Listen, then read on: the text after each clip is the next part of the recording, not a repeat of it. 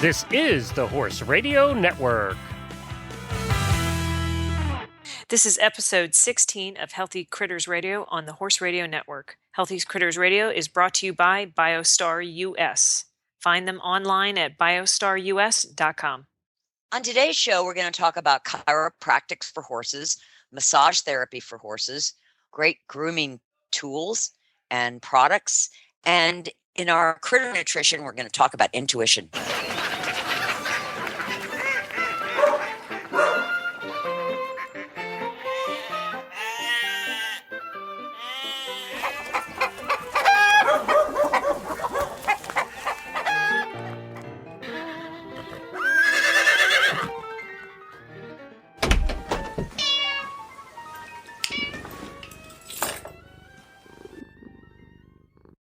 This is Tigger Montague. And this is Patty Perucci.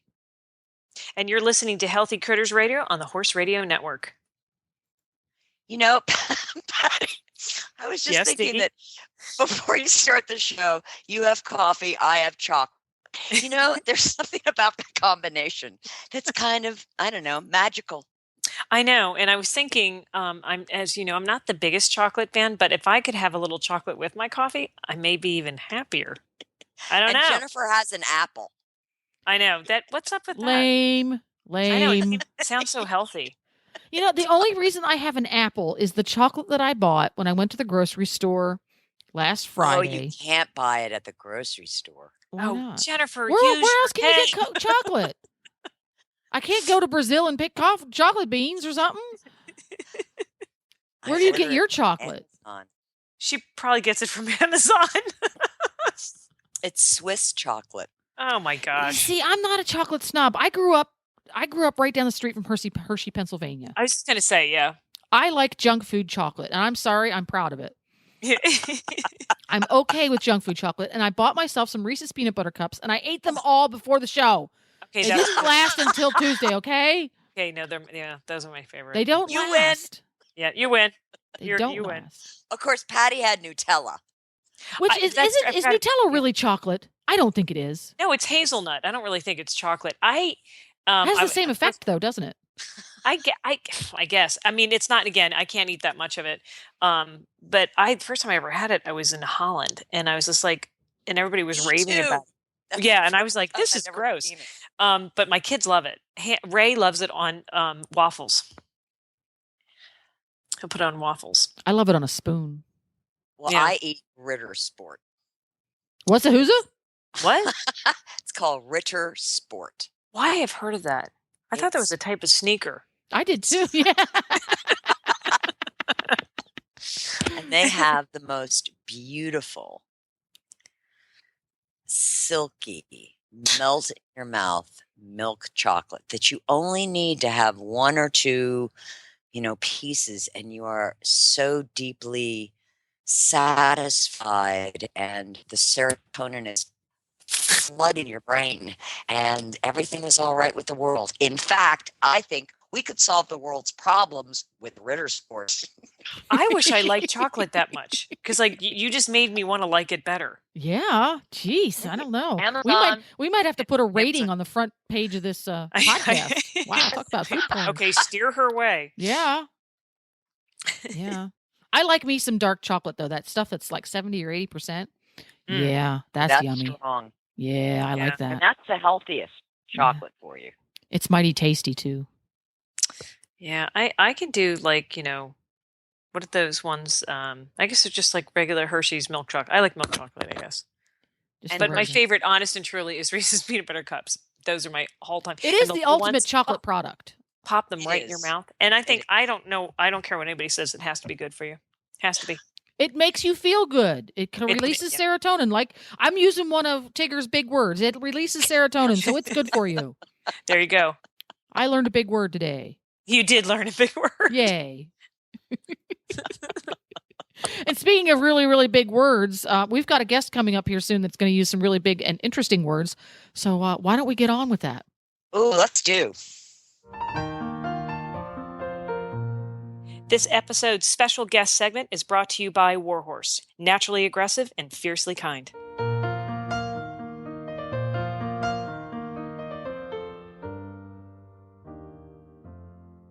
And we're here with Mike Bushcall, who, in my opinion, is an equine chiropractor extraordinaire. The work he has done has blown me away on many occasions. And I think, and you can correct me if I'm wrong, Mike, that a lot of your technique and intuition, your basic training was as a human chiropractor. Is that correct? That's correct, yes. So you started as a human chiropractor, and what made you sort of alter your course? Well, I've been involved with horses my whole life. I grew up with them, and I guess basically wouldn't know what to do without them. And as I worked on people, I sort of played with working on horses, and it was sort of like, oh, that's kind of interesting. And then I think it was 1999. I took there's the major accrediting force in animal chiropractic is the AVCA, American Veterinary Chiropractic Association, and I began taking their course, and it really, I guess, piqued my interest. And after I completed that course, I started doing horses. Took a day off during the week to do horses, and did horses on the weekend, and then snuck in an evening, and pretty soon I saw that where my real passion was. And certainly I derived a lot of joy from working on people. But I think I found my true calling with the horses. And I've been doing just about exclusively horses now, so for like the last 16 or 17 years. So, Mike, one of the things that really interests us is the relationship between the body work that you do and what you find in the body most common that may be out of balance or out of whack, and may be an inflammatory response. What can you tell us about that? What I do is very intimately linked to that. Are you familiar with Michael Pollan's book, In Defense of Food? My Bible. Okay. In there he has what he calls the theory of everything, which is pretty much about inflammation, and it's the balance of AA versus EPA, and it's all about blocking. We all hear about blocking the COX, the COX-2 inhibitors. Yep. But there's also the LOX, the LOXs that cause inflammation. And so, Tigger, I know there certainly has an intimate knowledge of the level of inflammation that is created by step one, taking a herd animal and confining it. There's a low grade level of inflammation that goes on, probably from the time the horse is a weanling to the rest of his life. And the approach that I use on the horses is based on, I was very influenced by there are some engineers in human chiropractic that are very, purist engineers. And I have, after studying their work for quite some time, I've really gone down the road that you kind of think in chiropractic and body work that there's the central nervous system, and you got to take the pressure off the nerves or the stretch off the nerves, and it's actually a little more complicated than that. The most, some of the best new research indicates that the planes of fascia in the body are actually fascia and collagen have crystalline structures within the collagen that are pressure sensitive. And I don't know if you've ever heard the word piezoelectricity, which is pressure-induced electricity. The collagen and the fascia in the body actually, they're finding out, is an extension of the nervous system. And so the nervous system goes into the hoofs, into the ears, into the everything. And it's a big web. And I don't know if you've ever seen the book Anatomy Trains about people. Very good book showing that when I do something with my left hand, my right foot is very much involved with that, and everything between those two. It's a chain of events that happens. And extends actually into the spinal canal. I try to tell people to think of the brain and the nervous system. That's the life, and the rest of the body is a machine designed to support that life. And for example, the tissues of the cord can stand. I think it's the weight of a lead pencil, 5 milligrams of mercury on that tissue for 2 hours. Will shut the function of that tissue down by 40%. It's almost an So what happens when you put a saddle on a horse? Yeah. Well, depends how well it fits. The best of saddles. Best of saddles really distribute force, and I am very much in favor. You'll see saddle fitters that fit the saddle by watching the horse in motion. I always cringe a little bit when I see a saddle fitter spending hours measuring a horse that hasn't moved a muscle, because on the first step, that entire superstructure is going to be something entirely different. Mm-hmm. And that's the important thing is that there's that force when the rider sitting in the saddle rolls right out the back of the saddle. And just like if you walked around, like for example, this whole fascia system that I'm talking about. Can you explain just very quickly for our listeners what the fascia is? Yes. Very simply, if you ever bought a piece of meat in the grocery store, a piece of beef perhaps, and there's a white filmy thing that separates a tissue that separates the different pieces of the roast or the steak into very distinct round-looking pieces, that white stuff.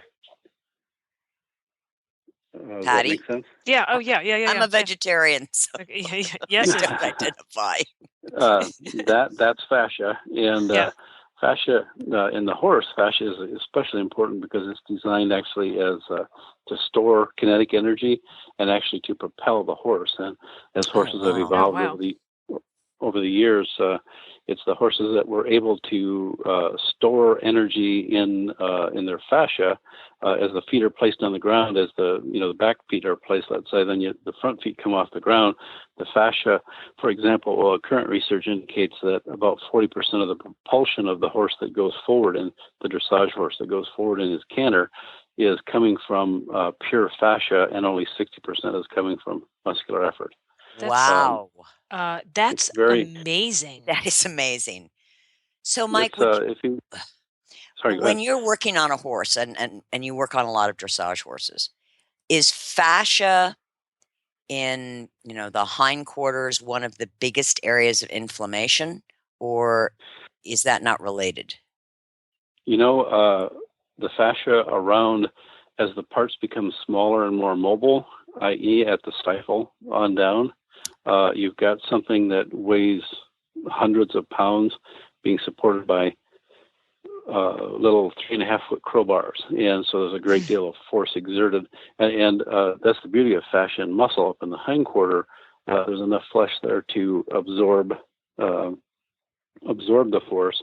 But then as the horse has evolved for speed, as you get down to where those legs are designed to be very light, so that they can be moved very quickly, and they do act as levers or crowbars. So there's a great deal of strain right there where the hip meets the stifle and the hock and on down. And I honestly, yes, there's inflammation there always. I think the number one area of inflammation in the horse is the neck, and especially where the neck joins the rib cage. You have very small, freely movable vertebra with a weight extended on the end of it, the head, joining a very rigid body. You've got 18 thoracic vertebra, held semi-rigid within a rib cage. And the rib cages, if you were to look at the skeleton of a horse, if I ask you, where do you think the kinetic energy is stored in the structure? Everybody would say, I think the rib cage. It looks just like a spring. Right. So we have a lot of power there, and it meets the neck at C7, T1, the first thoracic vertebra. And there was years ago, I think he's actually dead even now. One of the most brilliant human spinal researchers there ever was a guy named Kirkcaldy Willis. He was a surgeon up in Canada, and the guy was Mr. Spine, and he was just so into it that he just had to find out, and he went and did a bunch of cadaver studies on horses, and found that the areas of greatest wear and tear on the horse is C7 T1 junction, where the neck hooks onto the rib cage, roughly T12 through T15, which is sort of the universal joint that turns right underneath the rider's seat, and then where the lumbar spine meets the sacrum, L7 hooking onto the sacrum. That, of course, is the spring that turns the power from the hindquarters and transmits it down the spine toward the ears. And I think it's if amazing. you look at horses, it is. It's like you think of all this stuff that's going on, and underneath your saddle. That's just amazing. So, Mike, since the neck is a place where you see so much inflammation, what other than obviously regular chiropractic care, what do you recommend to help the horses when you're not there? Well, of course, the number one and two thing is going to be nutrition and movement, and we can get into that more in a bit. But there are other things too, of course, like stress control. Tigger, you, of course, are sort of like the Starship Enterprise out there on the leading edge, where you're looking at You've called her a lot of things. Well, that's her. She's Starship she's Enterprise. Thank you so much for that. Just call me Spock. I was going to say she's more like Spock than Kirk, I think. She doesn't like to fist fight. Oh, amen. I would be Kirk, just so you know. Yeah, it kind of sounds like it, actually. No, you'd be. So,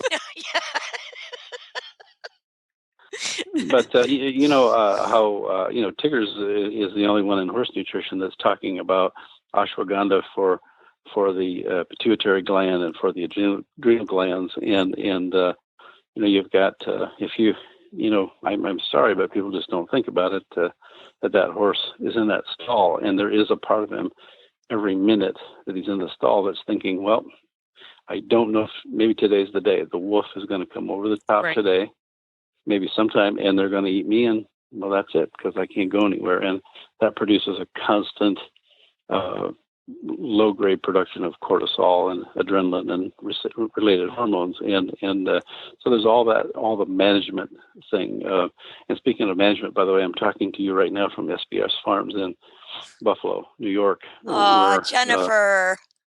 I'll tell you what, Jennifer Alfano is very close to one of the best horse managers that I've ever seen.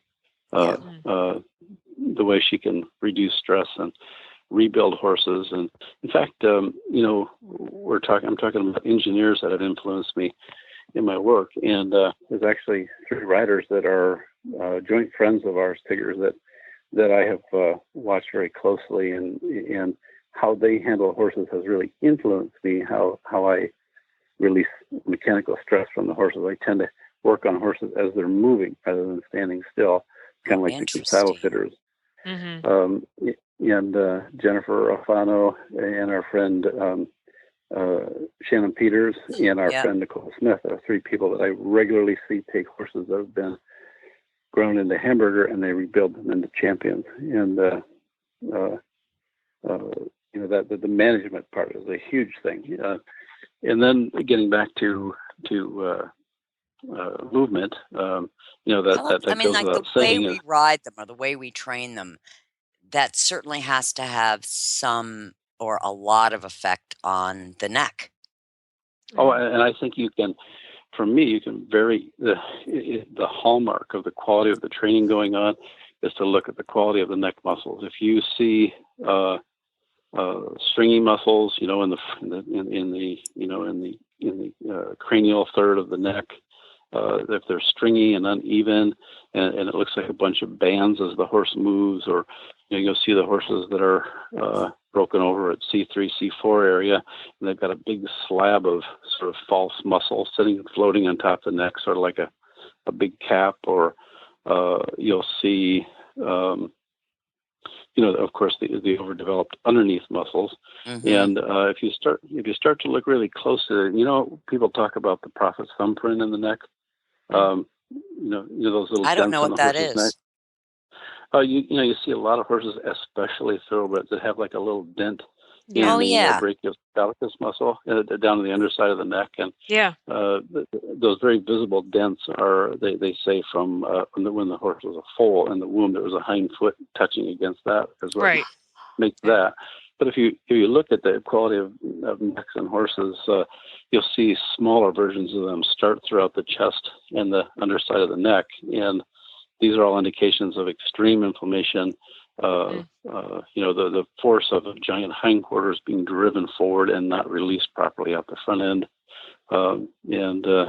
I spend more and more time working on the neck. I've kind of manufactured some mechanical tools to create certain levels of vibration that reliquefy those tissues. And actually, I actually had a bad injury myself, and I just bought a cold laser for that, and I've been using it on the horses. And the effect of a laser is to increase the ATP production of cells, so that cells can turn over and repair themselves faster. And that, of course, again ties into nutrition, because the better the nutrition is, the more that you can have Krebs cycle and everything else happen there to produce ATP. So you just sort of have one circle that, all these things have to work together.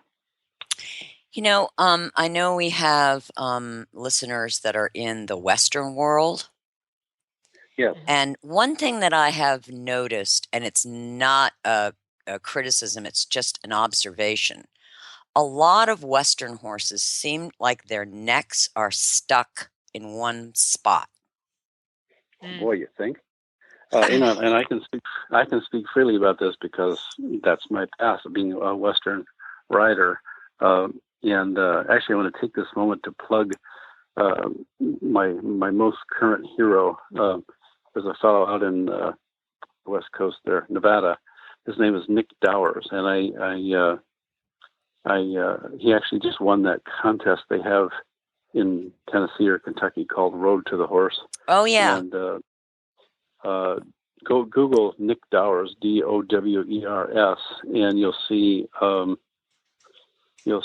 him winning and again with the Western horses, they ride them so hard, so young. However, Nick is showing his horse as a 3-year-old in the Hackamore, which is no bet. I'm sorry, in the 3-year-old with a snaffle, and then again he won the next year in the Hackamore. And actually, that West Coast bridle horse thing is actually very similar to dressage when it's done properly. But the riding speaks for itself. If you watch that horse make his run, you'll see him elevated in the withers. You'll see a very free floating neck that is just above the level of the withers. So there is hope out there with the Western type of riding, but it was very disheartening for me. There's a handful of Western show strings that I still work on, but for the most part, I don't know. It's very difficult because they almost have to have inflammation, because there's so much restriction of motion that the congealing of the fascia actually makes the horse look more like what they want to win. Oh, that is interesting. Yeah. But now you couldn't have that for a barrel horse. I mean, that would be working against. There are. I mean, there's a lot of barrel horses that are extremely inflamed. I mean, their cycle is radically out of control. But the ones who win consistently, they have very beautiful athletes with a lot of movement in the rib cage. And don't get me wrong. The really top quality Western show horses, they're able to move their ribs and so on, but they, in defense of the Western world, a polo pony has to have some stiffness to him as well. Yeah, absolutely. Because they lean them like motorcycles to turn them. And, well, literally that's how it works. And in nature, actually, I don't consider what I do to be natural health care because it's nothing like nature. In nature, a horse runs at a diagonal, and he has to be very stiff because the horse that has all the lateral movement, and he has to actually waste energy to stabilize his spine to escape, is the first one that's eaten. And the one that's stiff and can accelerate with no bend in his body is the one that gets away and reproduces. It's kind of, it really is. Never thought of it that way. It's true. A racehorse, you don't want to have a racehorse really flexible. Right. Yeah. That makes sense. Because the energy that is expended stabilizing that core to accelerate rapidly is, the horse is going to win that way. Which is counterintuitive when you think of the history of dressage being, horses in war, and they certainly need to run away from, sabers and bombs. It's very interesting that you bring that up.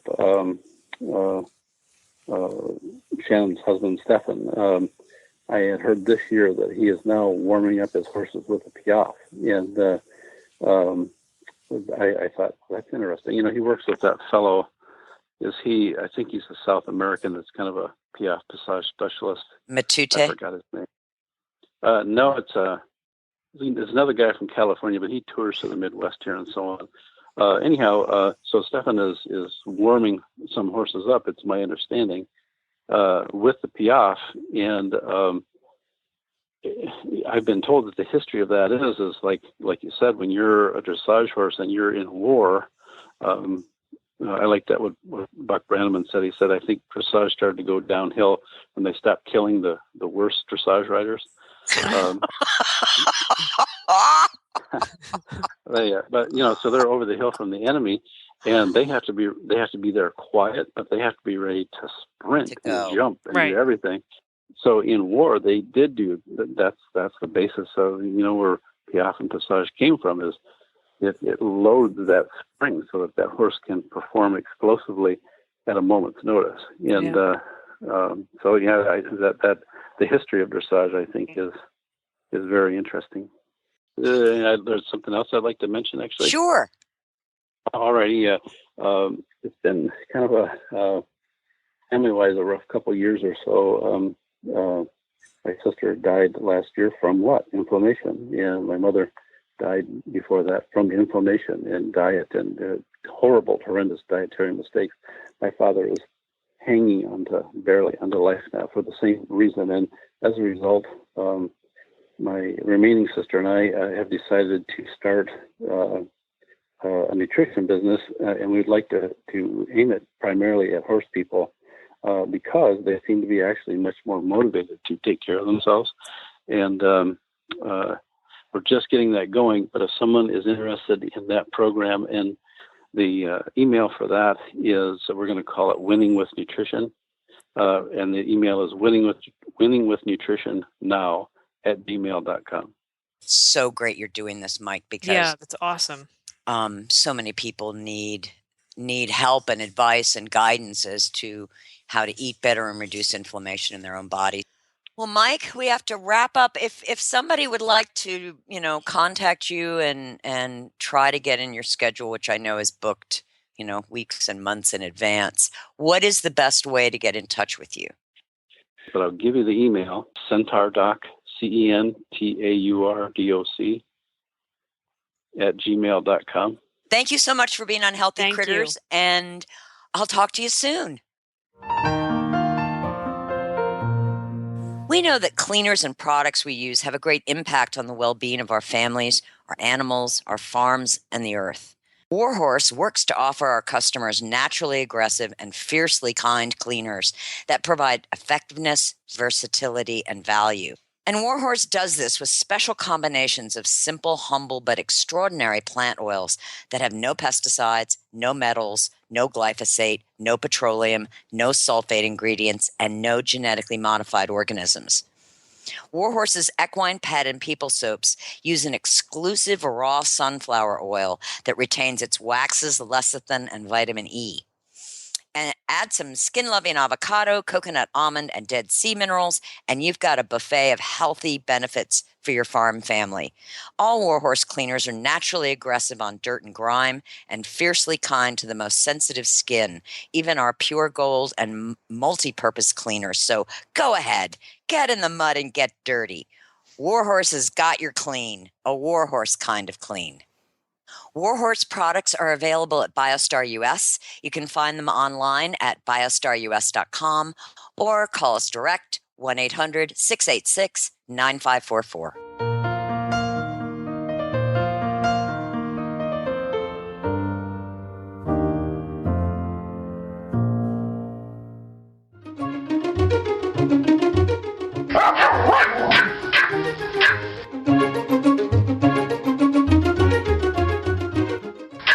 Hello?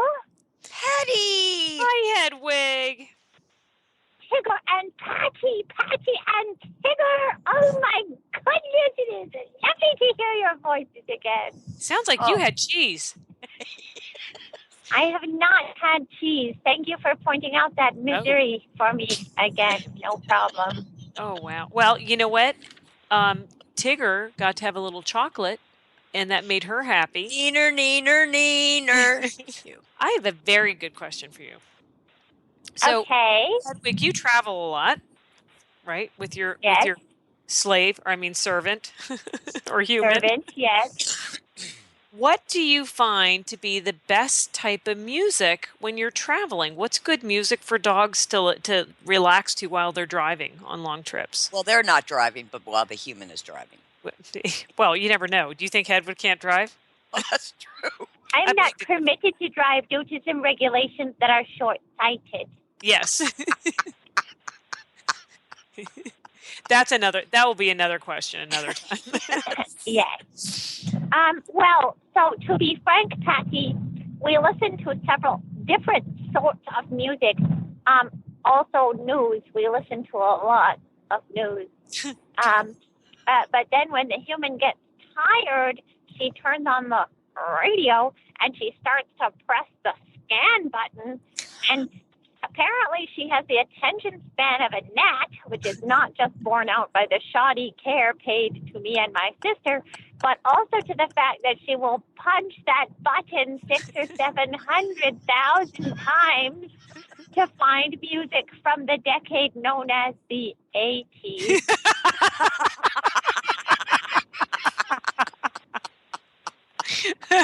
That's all I needed to know.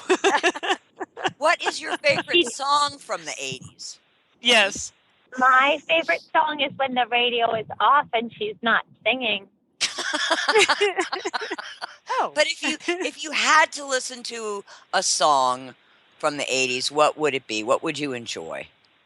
Well, I am a fan of The Boss, not just because he has the best name in rock and roll. And I do a relatively strong Billy Joel. And I am also a fan, let me tell you, of that Girls Just Want to Have Fun song, which I do an incredible version of. I am like a karaoke god when it comes to Cyndi Lauper. Okay, so can you give us a few bars of Girls Just Want to Have Fun? You may regret this, Tigger, because you're going to just have this stuck in your head for a good long while now. I'm ready. But if this is what you want, I mean, who am I to tell you no? You might be screaming no soon, but all right, no problem. Phone rings in the middle of the night. Mama says, when you gonna put yourself right? Oh, Dad, I'm the fortunate one, 'cause girls just wanna have fun. Oh, girls just wanna have fun. Bravo, Hetty. My face hurts. I'm just laughing so hard. Me too. There's tears rolling down my cheeks. Oh I my thought gosh. for sure you were going to be more of an ABBA type. Well, I do believe you answered my question amazingly. Yes. I Good did. to know yes. dogs like 80s. Okay, well, thanks, Hetty. Keep on singing. Thank you. No problem. And have some cheese.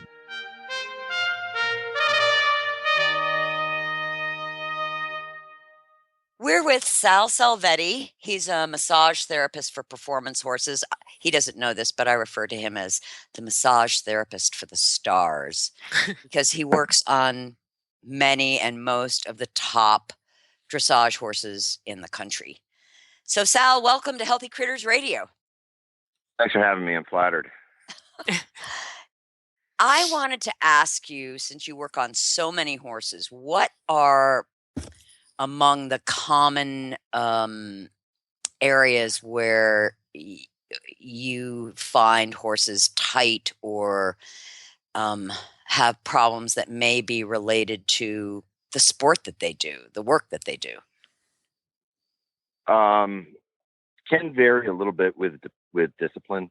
For instance, jumpers will tend to be more acutely tight in their shoulders as a result of simply absorbing impact.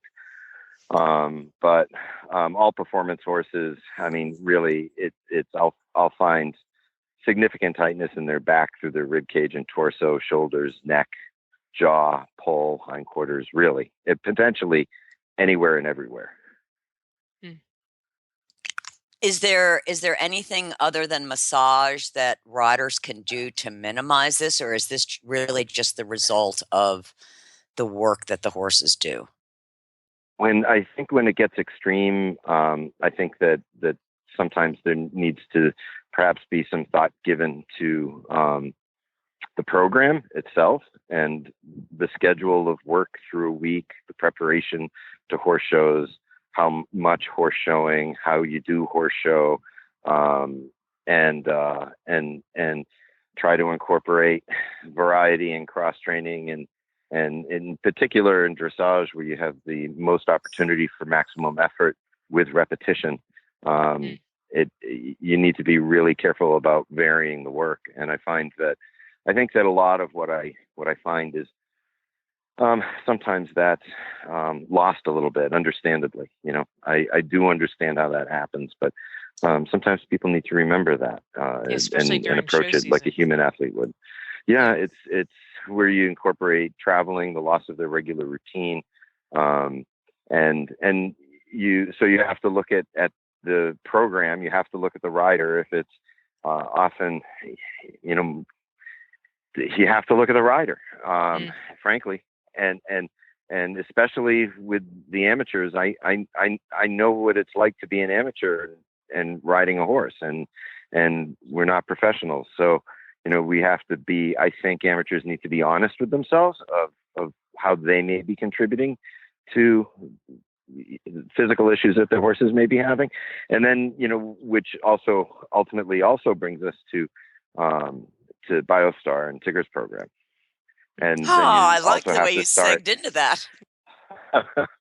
Well, it's true. I mean, you have to consider everything from a holistic approach. You have to consider the training program and the riding program. You also have to consider the rider. But it's more challenging, I think, for an amateur to not interfere with the horse. And you have to also, considering the holistic approach, look at, you know, everything about the management of the horse and its program, including the feed. And that's what I mean about a holistic approach. And that's something that everyone can do, not just the number one ranked horse in the country, but also the adopted off the track thoroughbred in someone's backyard. You too can have a holistic approach, just as the top riders and trainers do. So, Sal, when you find things, whether it's an amateur or professional, how is it difficult to have to make some suggestions? Because you were talking a lot about doing different types of cross training and variety and training. And, you know, as you know, us trainers can get real pig-headed on what we think is right. And even though we call in people like you, I mean, how difficult is that for you to say and make these suggestions?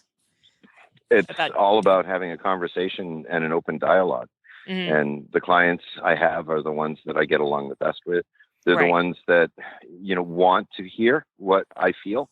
Right. They're the ones who realize that I'm trying to give the horse another voice, and that they understand that from my perspective is different from their perspective, which is different from the groom's perspective. And we have an open and honest dialogue. What we're all in this for is to optimize results, which includes optimizing the performance and happiness of the horses. That's included. Well, I think it's so neat how everybody is getting more about the whole horse. You know what I mean? And now that there are, I mean, here you go, Tig, another seg into this, but just how people are getting more, everybody, the chiropractors, the massage therapists, I mean, the farriers, everybody is now being so much more about the nutrition. And I think that's making these horses that are becoming more incredibly, athletic and doing more demanding things than they did even 15 years ago. I think we're supporting them so much better now too, because we have more knowledge. Well, I don't think you can have a high performance horse without the support team of, massage and chiropractic. Oh, absolutely. Excellent farrier and an excellent training program. I'm going to jump in there and say you can't have a backyard horse without that kind of stuff anymore. Well, that's That's true. That's true. Coming from somebody with a backyard horse. And a backyard person is going to assemble a team, hopefully like a top professional would. Yeah. You do the best with what you have that's available to you. And, look, so much of this is about awareness and keeping your eyes open and, being honest with yourself about what you see and feel from your horse and making decisions from there. It's being aware and thinking about it and having that be a subject in your thought as you're with your horse and doing what you do with your horse. You don't necessarily want your earbuds in all the time, and you want to be paying. You really want to be paying attention and listening to all the signs. Here. Yeah, here. Well, Sal, if somebody wants to talk to you and make an appointment, is the best place to reach you your website, salmassage.com? Well, or really text me or call me, and my phone number is on that website, and I can be reached easily at area code 978-502-2232. Well, we will have you back, Sal, to talk more in depth about massage. And you showed me these strips. Oh, what are they? They're the tape and the kinesiology tape. Yeah. Oh my God, that is amazing stuff. So we need to talk about that. We need to have you back, and we'll talk about kinesiology tape. There are so many things we can talk about. I really have. We can have you on multiple times. No problem. I love it. Thanks, cool. Sal.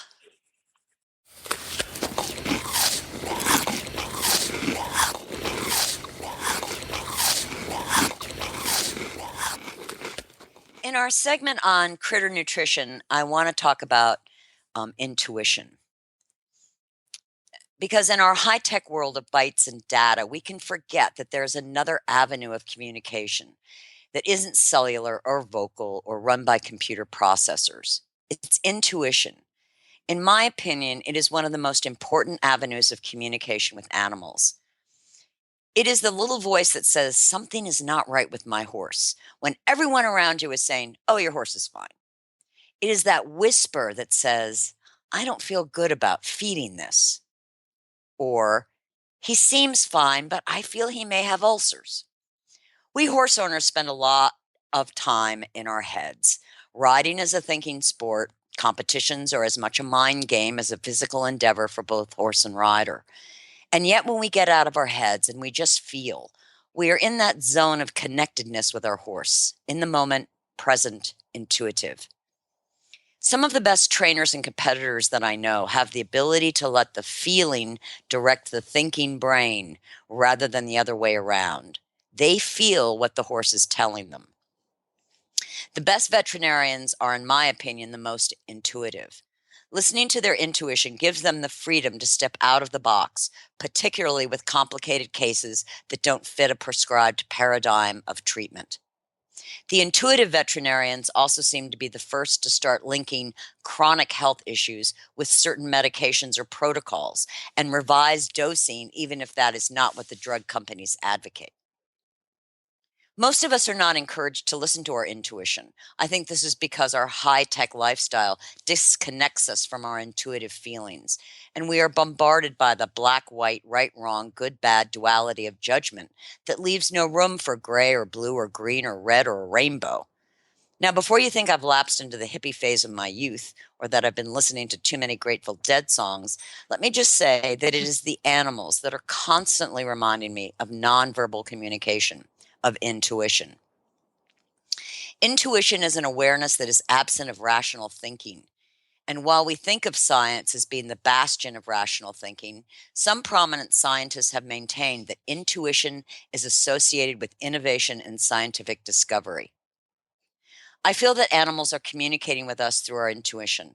I find for myself that when my brain is fluttering around, chattering like a magpie, or I am stressing, I have a harder time hearing my intuition and hearing the dogs and horses. Trusting our intuition is particularly important when it comes to horse care, feeding, choosing supplements, to knowing when the horse has had enough work for the session, or when to teach new things, or what is really going on with the stoic horse that our intuition is telling us something's not quite right. What I love about intuition is that everybody has it, yet we are conditioned to ignore it, mistrust it, and avoid it. Not so long ago, I was giving a seminar on whole food, and a doctor in the audience wanted to know how to adjust the whole food diet for each horse. I advised him, use your intuition. He was in shock. You would have thought I had told him to run around the room naked. But he really taught me in that moment, we have to let go of the instruction manual in order to hear the horses. Listening to our intuition does not discount or displace our rational thinking or our observational acuities. It is simply another source of information and communication. Listen to it, trust it, celebrate it. Don't be afraid to trust what your intuition is whispering in your ear.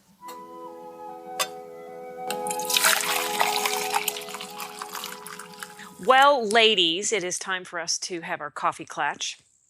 And my favorite part of the show. Woo-hoo! I just wish I actually had coffee. But so our topic of the day is our favorite grooming supplies or products or whatever we use in our grooming. And Tigger, of course, I know what you're thinking at this moment. Patty P, what do you know about this? You shut up, Tigger. You shut up. You haven't groomed a horse in years. That is actually not true, because this morning after you said that to me and I went to the barn and I actually groomed Stu, and I thought, I'm going to take a picture and send it to her. But it was only for 2 or 3 seconds, so it didn't. But that is true. I have not groomed a horse as everybody else does in a long time, mainly because I'm riding so many of them that if I don't have wonderful people helping me, that I wouldn't be able to do it. But I do have some things that I like. But Tigger, I'd like you to start this off. What is it? What is your favorite thing? Well, my favorite thing is Warhorse shampoo. I could bathe everything, and I'd like to bathe my chickens in Warhorse shampoo. I probably could.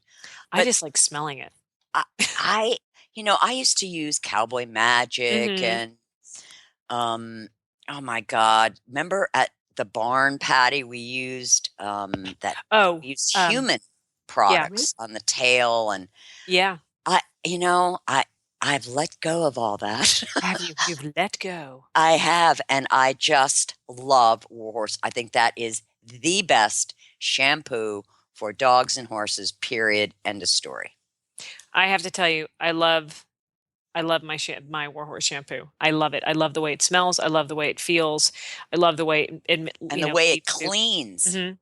Yeah. And you can just put it on a white leg and it turns it white. You don't remember that stuff we used to use that was blue? Yeah. You don't have to use that. It's great. No, it is good stuff. And they shine like unbelievable. Well, and I've had so many grays. I have not used it intensely in Stu's tail because he does tend to get mildly filthy. Mildly. You might want to tell our listeners who Stu is. Stu is my my very, very dirty gray PRE, And I bought the shampoo after we had them on the show, and I have been using it ever since. And I love the way it feels. I haven't tried to do it to get them white because you like to get them white.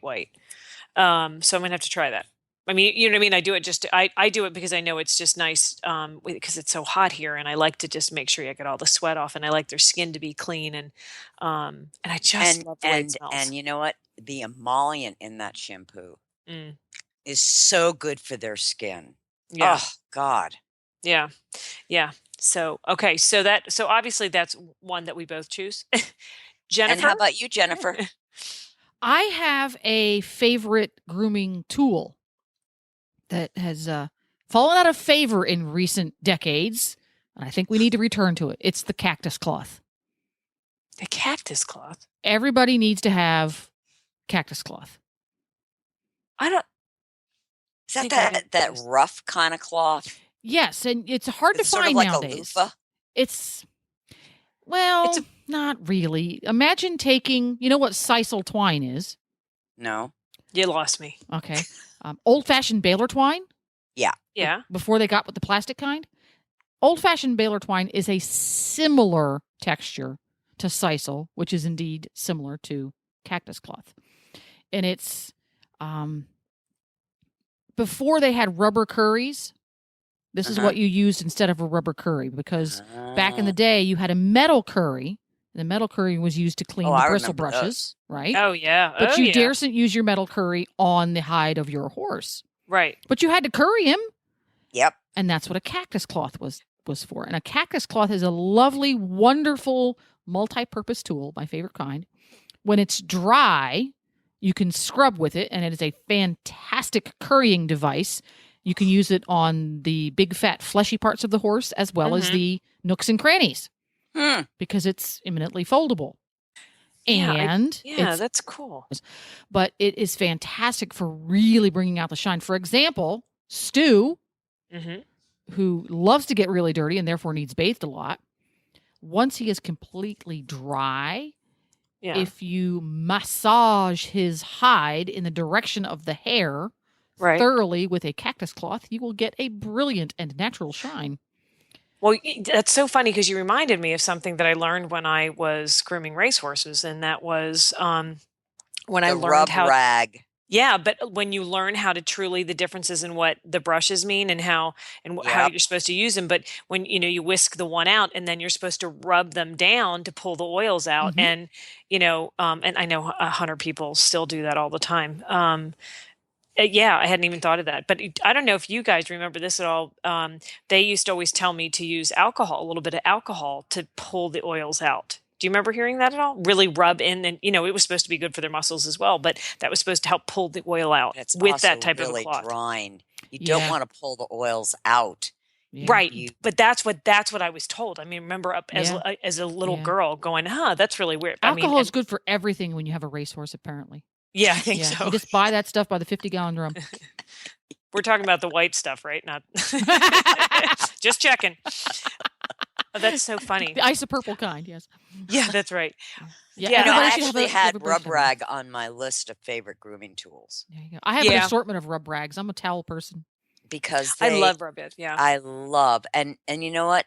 There's an art to using a rub rag, and I go into a lot of barns, and I never see the amount of rub rags that you used to see 20 years ago. I think it's because we really depend a lot more on the spray hose than we used to.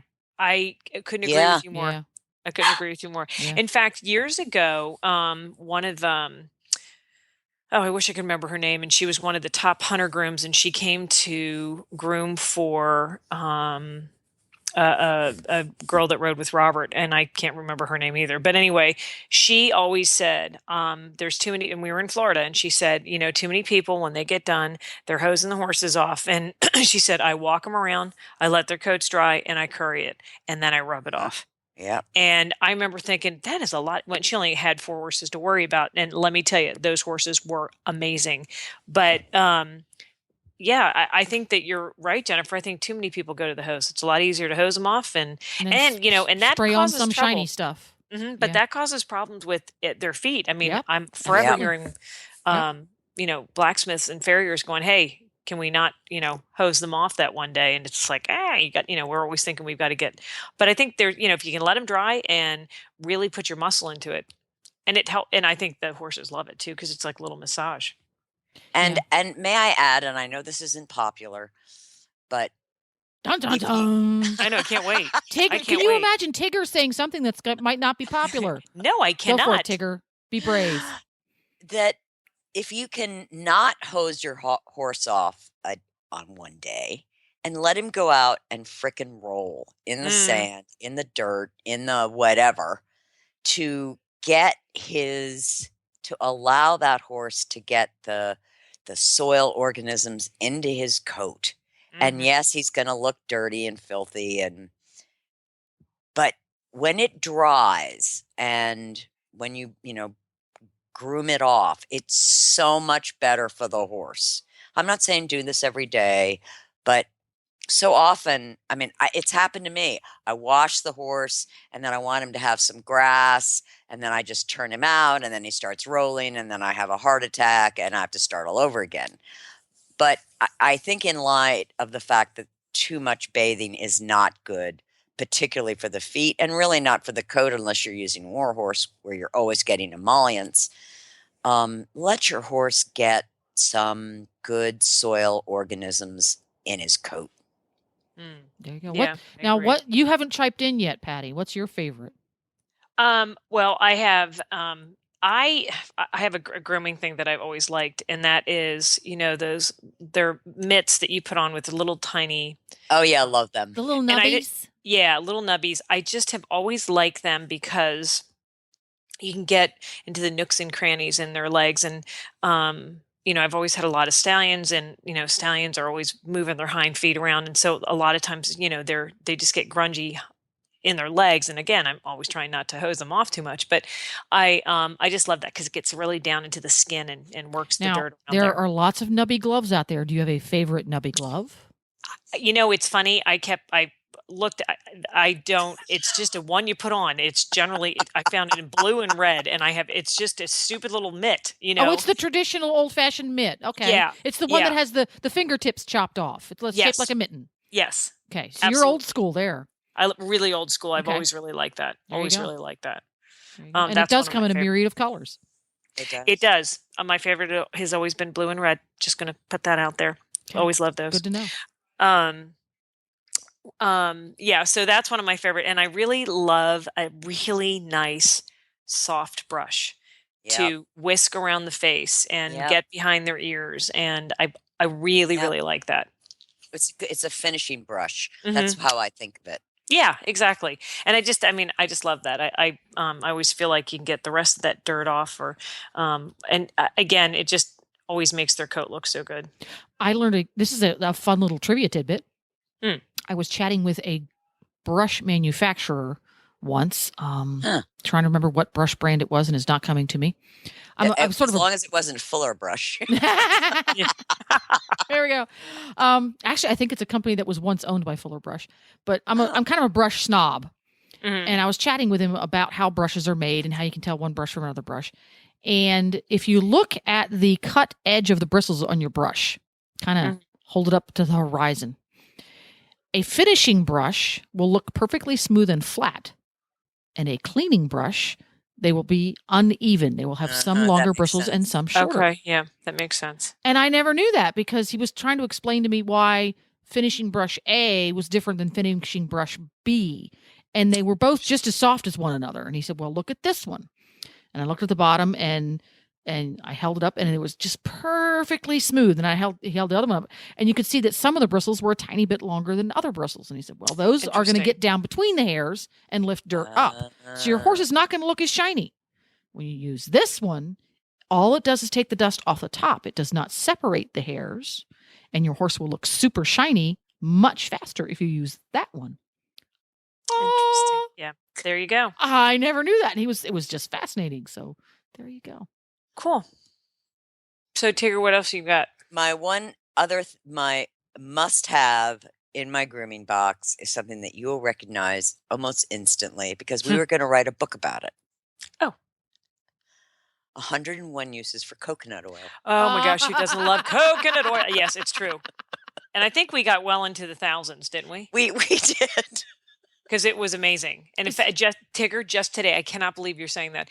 Just today, when your horses lay down a lot, which is a good thing when they lay down, and they get little crusty elbows. I had a horse I was standing there going, I got to go get my coconut oil and rub that on there. That is probably one of my. I'm mad at myself for not thinking of that. That's probably one of my number one all-time favorite I thought for things. sure it would be on your list. I was thinking more implements rather than that, and that is my favorite thing. Now help me, because I'm not a coconut oil aficionado. Well, explain to me what kind of coconut oil? Just give me more information about coconut oil. Well, so Tigger is the one that totally turned me on to this because I would put it in the horse's feed. But what she had suggested, and we did this with her horse Pie. Oh my gosh, and he had the most beautiful black coat. But we would take just regular coconut oil, and Tigger has her opinions of which one she likes better than others. And believe me, I still avoid that one brand, Tigger, because you didn't like it. And you just can take like a teaspoonful and put it in a little bit of a warm water. And after you've washed your horse and rinsed them all off, you take this and you can sponge it on and just leave it on and just sweat scrape it off. And they will have a gloss and a gleam like you won't believe. It's silky and just. It's actually more than a teaspoon. How much did you do? I use a glub. A glub? Is that a metric or? Well, but keep in mind, I'm in Houston where it doesn't stay solidified, so I'm always going. So I mean, I just okay. But now in the summer, in most places, it will be oil because of it's warm enough. So just pour a glub into a bucket, add water, dilute it, sponge it all over, and your horse will shine better than any product you can buy on the market. Okay, and it's antibacterial. Now I have an important detail question. We're going to drill down a little bit. Scooter has one of those wifty little tails with not enough hair. Mm-hmm. So I'm always struggling to keep it easy to comb because Glenn likes to comb his tail because it's pretty, but keep it conditioned and healthy at the same time. How would I use coconut oil on his tail? So you would dilute the coconut oil, bathe his tail in it, and then rinse it really well. Oh, so I rinse it out afterwards. Okay. Yeah, and like when you use it on their coat, you're going to put it on. I like to let the horse stand there for, a couple minutes, then rinse scrape, and the shine will blind you. Okay, so his tail is clean. Do I use the same ratio, 1 glump per bucket of water? Yeah, you could do a couple of tails with that. Okay, 1 glump per bucket of water. But you don't want to use it in the mane if you're going to braid in the next day or two. Yeah, or week. Well, he's got that naturally frizzy hair, and so it needs conditioning to keep it from being frizzly and brittle. Mm-hmm. So I would wash it in Warhorse for sure. Yeah, that's a given. And he's got 4 white socks too. Yummy. And then condition it with the diluted coconut. So I'm going to try the coconut oil on Scooter's mane and tail, and I'm going to try it on Nigel's forelock because he's got kind of a again frizzy little red hair kid forelock. And it's great for scratches. Oh, really? Oh, it's great. Apply it directly for scratches. There you go. And if you in the winter, if you can do the same thing, if you have little elbow stuff or, whatever, if you have little dry spots, and if your lips are dry, you can also use it on your lips. The coconut oil, not the Warhol. Oh yeah. It's great. Oh no, it's great. Truly great. Or if you get dry hands, I mean, it's endless. It's endless. 101 uses. Oh my gosh. I mean, Tigger, it was ongoing, and you can, it's ongoing what you can do. So in conclusion, our coffee clatch, we need to have in our grooming kits an assortment of Warhorse products for us and our horses, because I love my Warhorse in my house, and my horses don't get any of it. Thank you very much. It's all for me. Yeah. Coconut oil in all of its 101 uses. Yep. Yes. Your favorite pimply grooming glove of choice in your favorite color. Mm-hmm. and a assortment of cactus cloth. Cactus cloth, yeah. There you go. Getting one of those. There you go. And you can find anything on Amazon. Yeah, you can, because I looked up the cactus cloth as we were talking. I was like, there it is. There you go. All right. Well, that concludes our coffee clutch. Da-da-da. Da-da-da. Thanks for listening, everyone, and thanks to our sponsor, BioStar US. You can find them online at biostarus.com. Get the Horse Radio Network phone app on iOS or Android by searching for Horse Radio Network in the App Store. It's free and easy to use. For details about today's show, go to healthycrittersradio.com, where you can find links, photos, and more information about our guests. As always, we love your feedback. Please follow us on Facebook under Healthy Critters Radio. Be sure to visit all the great shows on Horse Radio Network at horseradionetwork.com. Love your dog. Hug your horse. Feed your chickens. Clean your litter box. Dance with your goat. Slither with your snakes. Howl at the moon. Hang with your hamster. Party with your parrot. Waddle with your walrus. Outwit your otter. Cuddle your cows. Rap with your raptor. And chippin' with your chipmunks.